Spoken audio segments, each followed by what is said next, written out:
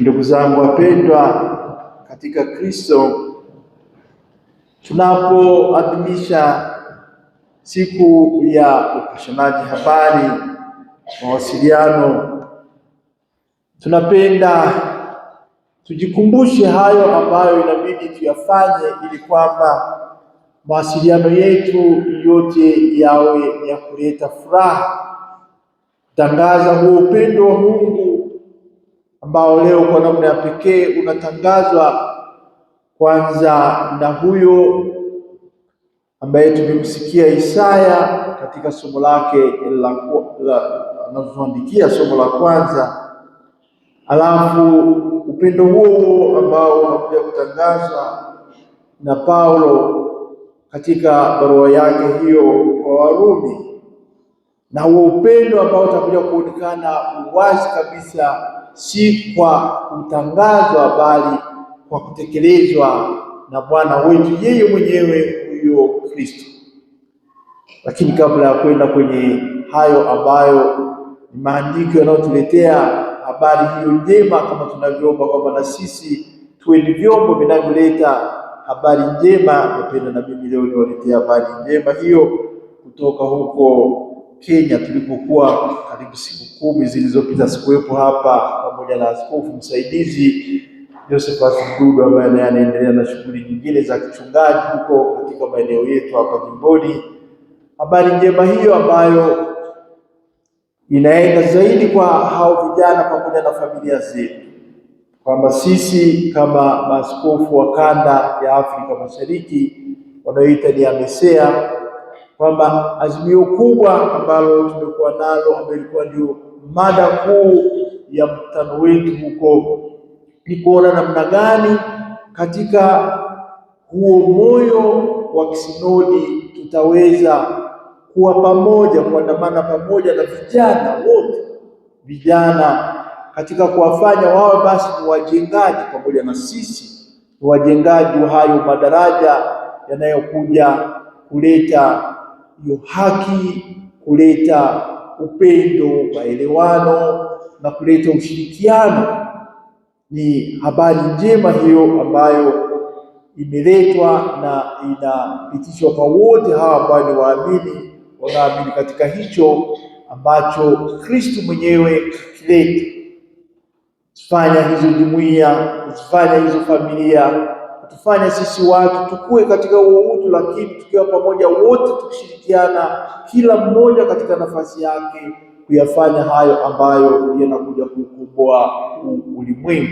Ni habari njema kwa vijana ambao wameomba na tumekuwa nao vile vile katika vikao vyetu, tumefuata wengine katika mitandao, vyombo hivi hivyo ambavyo tunaviombea leo, na tunapenda kwamba hiyo habari njema kweli ienee kwa muda wote, tuweze kuona namna gani tutashirikiana pamoja na hao vijana ambao ni wengi kabisa, sio tu katika jimbo letu kuu hili la Tabora Tanzania, hata katika maeneo yetu yote hayo ya majimbo na nchi hizo 9 ambazo zinaingia katika umoja wetu, pamoja na nyingine 2 ambazo zinahusishwa. Basi baada ya kuyasema hayo, ni habari njema ambayo nataka niwaletee ya kuona namna gani tutatembea pamoja na hao vijana na kusaidiana ili waweze kuifanya hiyo kazi wanayotuma wakaifanya ya kuyajenga hayo madaraja hayo ambayo ni muhimu sana. Turudi katika maandiko hayo matakatifu ambayo tumeyasikia leo. Hiyo habari anaileta huyo Isaya ambaye anatudai na anatualika ili tuweze kutambua ni kitu gani hicho ambacho tunakitafuta. Kama ni kutafuta hicho ambacho kitatuletea faida, tukitafute na tukitoe kwa yule ambaye kweli anakuja kuileta hiyo faida. Na kama tunakuja au tunakwenda kutumia nguvu zetu zote tunazokuwa nazo, kama ni mali yetu ambayo tunakuwa nayo, kama ni ushirikiano wetu ambao tunakuwa nao, tuvifanye tukitafuta kile ambacho kinakuja kuleta hiyo ambayo ni thamani ya kudumu, sio yale ya muda tu. Na hayo sasa hivi yanaongelewa zaidi na hata viongozi, kianza na kiongozi mkuu wa kanisa Baba Mtakatifu anapozungumzia hata utajiri tunaotafuta. kile ambacho kinakuja kumjenga mwanadamu. Isiwe ni katika wingi wa vitu, hapana, ni kile ambacho kinafanya ule utu wa mwanadamu uweze kukua, ule utu wa mwanadamu uweze kupata thamani yake kama Mungu mwenyewe alivyotaka. Kumbe ndio hicho hata Isaya ambacho anakizungumza leo, kama ni chakula tunachokitafuta kiwe kweli ni chakula ambacho kitatuletea furaha ya ukweli, furaha ya uzima na uzima usioisha. Kama ni mali ambayo tunaenda kuitumia, tuitumie kweli katika kutafuta kile ambacho kinakuja kudumu. Na hilo atakuja kusisitiza zaidi huyo Paulo ambaye anawaandikia hao Warumi, akiwaelekeza sasa kwa nani yule ambaye atakuja kutoa hicho ambacho kwetu kinakuwa kina faida, kwetu kinakuwa kina thamani, kwetu kinakuwa kinaleta huo uzima ambao ndio ukombozi wenyewe tunaotafuta. Na yeye anasisitiza kama tulivyosikia katika hilo somo la pili, ni nani huyo ambaye atatutenga na upendo huu wa Kristo? Kwa hiyo anasisitiza kwamba chochote kile ambacho tunataka tukifanye sisi, tumtizame huyo ambaye ni Kristo anayekuja kukileta. Hakuna atakayetutenga na upendo wake, sio njaa, sio maradhi, sio uji, yote hayo hapana. Tukiwa naye huyo Kristo, tuwe na uhakika kabisa kwamba yeye atakuja kuleta hayo ambayo ni ya kutukomboa. Kama ni upendo, ni upendo huo wa ukweli ambao unatoka kwake aliyetufia, ambayo ni Mungu. Upendo wake unaokuja kuonekana katika Kristo yeye mwenyewe. Ndio hicho ambacho anakisisitiza huyo Paulo anapoandikia hao Warumi walioongoka. Sisi vile vile kama Warumi hao tulioongoka, tunapenda leo tumtizame huyo, ndio habari njema anayokuja. Kama ni mawasiliano mazuri, huyo Paulo anatoa sasa. Mawasiliano yake ni haya ya kutualika sisi kwa kutumia mdomo wake, chombo hicho cha mawasiliano, na kutueleza kabisa kwamba tusiogope tutakapokuwa tumejifunga pamoja na huyo Kristo ambaye mwana wa Mungu aliyekuja kwetu akimwakilisha yeye mwenyewe huyo Mungu, na yeye ni Mungu anayekuja kutukomboa kwa upendo wake ambao unazidi yote hayo ambayo sisi tungelifikiri kwamba ndiye anakuja kutusaidia. Kwa hiyo tunataka tumwelekee yeye, tumtizame yeye huyo Kristo. Ndio ujumbe huo ambao tunaupata kutoka kwake huyu Paulo anapoandikia hao Warumi katika hilo somo la pili. Sasa yote hayo kama nilivyosema pale mwanzoni, yanakuja kuonekana katika yeye huyo Kristo ambaye anatabiriwa tangu akina Isaya. Alikuwa anatabiri huyo atakayekuja kutuletea hicho chakula ambacho kinakutupa uzima wa milele, kama yeye atakavyosema kwingine. Hatutaki kuingia huko, lakini katika somo la Injili kutoka katika Injili ya Mathayo tunamsikia sasa yeye mwenyewe huyo ambaye alitabiriwa, yeye mwenyewe huyo ambaye sasa Paulo amemtaja katika somo hilo la pili, kama tukiwa naye hakuna chochote ambacho kitatubabaisha, hakuna chochote ambacho kinaweza kututenganisha na upendo wake huyu mwenyewe. Lakini upendo huo kuja kutukomboa ambao ni upendo wa kweli. Sasa analionyesha wazi hilo leo, analionyesha wazi katika simulizi hilo la hao ambao ni mkutano, ni watu wengi waliokuwepo hapo ambao walikuwa wanamfuata kwa yoyote, wanamsikiliza kwa yoyote, na wakijua kwamba yeye yuko na alishaambiwa anayatenda mambo mengi sana. Yeye yuko anawakomboa, yuko anawaponya kimwili na kiroho. Ndiye Kristo mwenyewe ambaye sasa leo katika simulizi hilo la kualisha hao ambao mwinjili mwingine atasema ni zaidi ya 4,000, mwingine atasema ni 5,000 kama tulivyosikia leo, wanaume bila kuhesabu wanawake na watoto waliokuwepo. Lakini tujue kabisa alikuwa ni wengi hao ambao walishamsadiki, wengi hao kuachana na mitume wake kwanza ambao aliwaita yeye mwenyewe. Sasa kuna wafuasi wake ambao wanamfuata, kila wanaposikia yuko huko wanakimbia kwenda kule, wakiyaona hayo ya upendo wa pekee ambao alikuwa ameuleta. Sasa yeye tunasikia hayo ambayo atafanya leo anapoalisha hao wengi waliokuwepo hapo, zaidi ya 4,000, 5,000 kama tulivyoambiwa kwenye Injili hiyo ya Mathayo. Lakini tunachokiona leo hapa ni ule upendo wake ambao unaonekana katika sasa matendo yenyewe hayo, huruma yake anayokuwa nayo, alafu na ufadhili wake huo ambao ameufanya, na yote tuyaone, tujifunze.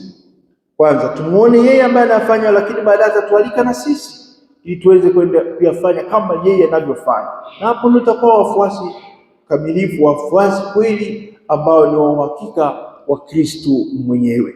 Huyu anawaona hawa ambao wanamsikiliza kwa wote, wanakuja kulipata hilo neno lake ambalo na sisi tumelisikia leo tangu iliposoma somo hilo la kwanza, tukalisikia katika somo la pili, tukalisikia katika Injili. Kama vile tunavyofanya sisi, na wao ndivyo walivyofanya. Wanakuja kulishwa kiroho kwa kulisikiliza neno lake, na baadaye sasa wanakuja kumwona huyu ambaye ni neno mwenyewe, anakuja kuifanya hiyo kazi ya kuileta furaha ambayo itakuwa ni kamilifu. Sasa kuwalisha chakula kile kilicho kamilifu, kwa kweli inatabiri hata hicho chakula ambacho ni Ekaristi Takatifu, ambayo sasa yeye mwenyewe alishaisema. Soma zaidi katika Injili ya Yohana sura ya 6, hiyo anapozungumzia kuhusu ule mwili wake yeye mwenyewe anaoutoa, mwili wake na damu yake. Atakayevipokea, atakayekula akanywa damu yake ataishi milele, na atamfuata siku ya mwisho. Tutakuja kusema vizuri sana, lakini tusiingie hayo leo.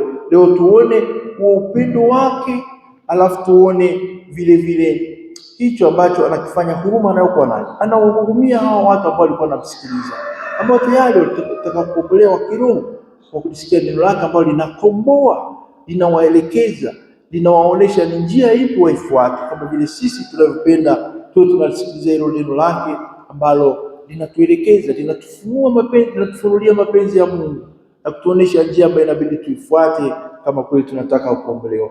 Haitoshi hiyo, ndio kawaonea huruma sasa, na hiyo huruma yake inakuja kuonekana kwa sababu alipokuwa nao hao alikuwa anawaponya, sio tu kwa maneno yake hayo ambayo anaponya kwa vyote, lakini anawaponya hata kimwili. Kwa sababu tunaambiwa vile vile walikuwa wagonjwa ambao walikuwa wanaponywa, aliwaponya. Ni huruma yake hiyo, na huruma yake hiyo ndio ikafanya wengi kweli wakaendelea kumsadiki na kumuona kwamba huyu ndiye amekuja kuleta huo Masia. Yeye ni Masia ambaye anakuja kukomboa, yuko anawakomboa. Lakini la muhimu sasa ambalo litatugusa zaidi sisi ni hilo ambalo baadaye linakuja kuonekana, la kuja kuwalisha ambao hawa aliowahurumia kwa njaa, waliokuwa nyikani huko hawana chochote. Hapo tuyaone ambao na sisi tabidi kuwajibika nayo kuyafanya. Anawaona hao watu kama nyinyi mlivyo hapa, mshinda pamoja, hatuna chakula, ni jioni sasa. Au wanafunzi wake wanamwendea mitume wake hao, waambia hao watu wamekaa hapa muda wote huu wana njaa, kwa nini tusiruhusu waondoke waweze kufika nyumbani kwao huko mapema? Bwana wetu Yesu Kristo anakataa hilo, analikataa hilo. Uione huruma yake hapo na uone upendo wake unapokuja hapo baadaye. Utume ambao anakuja kutupatia sisi, kuwapatia kwanza hao mitume wake, wafuasi wake wote, kwamba wafanye na wao. Wajibu namna gani? Ambia wapeni nyinyi wale, sio kuwaruhusu waondoke, hapana. Wapeni nyinyi wale. Katika Injili zote hili simulizi la Bwana wetu Yesu Kristo aliyewalisha hao watu walio wengi utalikuta, na limesimuliwa mara nyingi, sio tu mara 4 hizo, zaidi ya mara 4 kama Injili zinavyokuwa. Limesimuliwa hilo la kuwalisha, lakini kuonesha upendo wa Mungu na kuonesha baadaye kazi ambayo anakuja kutupatia sisi. Kumbe nalifanya hilo. Hawa wanaogopa, wanakuwa na wasiwasi kama vile na sisi tunavyokuwa na wasiwasi, lakini kwa nini tuogope? Ameishasema huyo Paulo katika hiyo barua yake anayoandikia Warumi, ni nani atatutenga na upendo wa Kristo? Tutakapokuwa naye huyo Kristo, tusiogope, tujue kabisa kwamba tutayapata hayo ambayo anakuja kutukomboa. Kumbe hawa wanaogopa, wafuasi wake, mitume wake, hawa ndio wanamwendea, wanataka hao waondoke hawa watu. Soma katika Injili ya Yohane, atakuwepo ni Filipo huyo anayemkimbilia Yesu, akimuuliza, akimjaribisha, nyinyi hamna chochote? Basi anasema atakuwepo hao, mkate itakuwepo hiyo. Kuna kijana mmoja ambaye alikuwa nayo hiyo, labda hiyo ndio inaweza kukusaidia, lakini ni kitu gani hiki? Lakini yeye mwenyewe Bwana Yesu Kristo anapotaka kuwalisha hao Anawauliza hao wanafunzi wake na anawaelekeza hao wanafunzi wake wafanye nini. Walikuwa na mikate 5 tu hiyo na samaki hao 2. Kwetu hata sisi inawezekana tukawa tunaona kwamba havitoshi hivi, lakini kwa Mungu yote yanawezekana. Ndio huo upendo, ndio uwezo na uko nao, ndio hiyo habari njema ambayo tunapaswa tuipeleke kwa watu wote. Tumwendee huyo Kristo, kwa sababu tukiwa naye yeye huyo, hutajua wewe ni lini atakapofanya, lakini yeye anayafanya na yanawezekana, na tukayapata mengi sana. Tusije kuyaminisha katika nguvu ambazo hazina hicho ambacho tutakuja kukipata baadaye. Kwa wote tutakuja nguvu ambayo inakuletea kitu ambacho si cha muda, ni kitu cha kudumu, na ukaendelea kukaa na huyo ambaye anakitoa hicho kitu, utapata zaidi na zaidi. Kumbe wanaileta ile mikate 5, yeye alijua. Na kwa kweli kwenye sehemu nyingine unaposoma katika Injili hizo anasema alijua yeye kitakachofanyika. Ndio maana alikuwa anauliza wakati mwingine maswali hayo, lakini anajua kitafanyika nini. Ni kweli katika simulizi la leo tunaona wanaileta ile mikate 5 na samaki hao 2, anakuja kuifanya kazi hiyo ambayo anaifanya, ambayo tunaifanya sisi mapadri, bali tukabidhi kazi ya kumleta huyo Kristo aweze kutulisha, na katika kutulisha huko kwa Ekaristi Takatifu hiyo tunakuja kukombolewa. Anainua macho yake mbinguni akishukuru kwa wote, akijiunganisha pamoja na Mungu Baba yake, na baadaye ndio inafanyika huo ni muujiza ambao yeye mwenyewe kama Bwana, kama mwenye uwezo anaufanya, na anakuja kuwalisha wote. Wakalishe chini hapo, wakakaa akayafanya hayo, na baadaye kuja kuwalisha wote, wakashiba mpaka wakasaza. Hata kusema vikapu kama ni 12, vikapu kama ni 7 vimebaki, lakini wakasaza.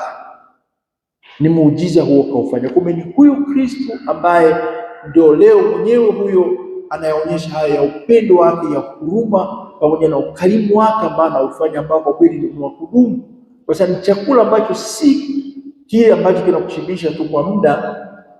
Kama Isaya anavyosema, utafute kile ambacho na pesa yako uitumie kwa kile ambacho kitakuletea ile thamani ambayo ni ya kudumu.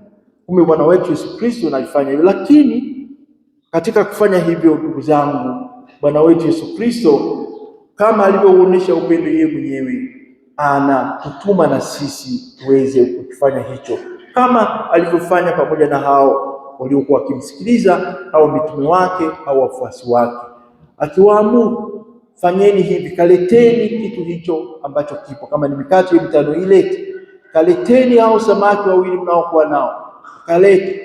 Wako wanatumwa wanaleta kusudi waje kuifanya kamilisha hiyo kazi ambayo alitaka kuifanya, kuwalisha hao makutano waliokuwa pamoja naye.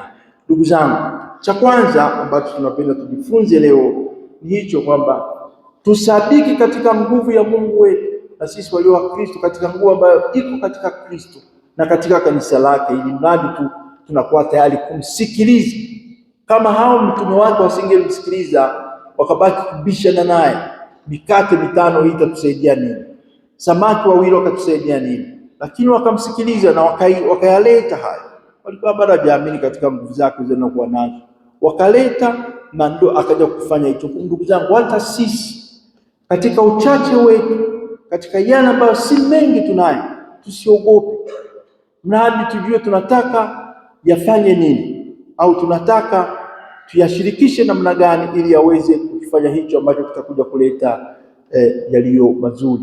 Na tunayaishi hata katika maisha yetu, tunapoambizana labda tukae pamoja, tuchangie kitu fulani, tufanye. Tumeyaona mengi muujiza inakuja kufanyika katika machache hayo ambayo tunakuwa nayo, katika udogo wetu, katika vile ambavyo inaonekana havifai, lakini baadaye kwa vile tumefanya na moyo huo wa imani kuu, baadaye tunaona vinaongezeka na vinakuja kufanya mambo ya ajabu sana katika maisha yetu.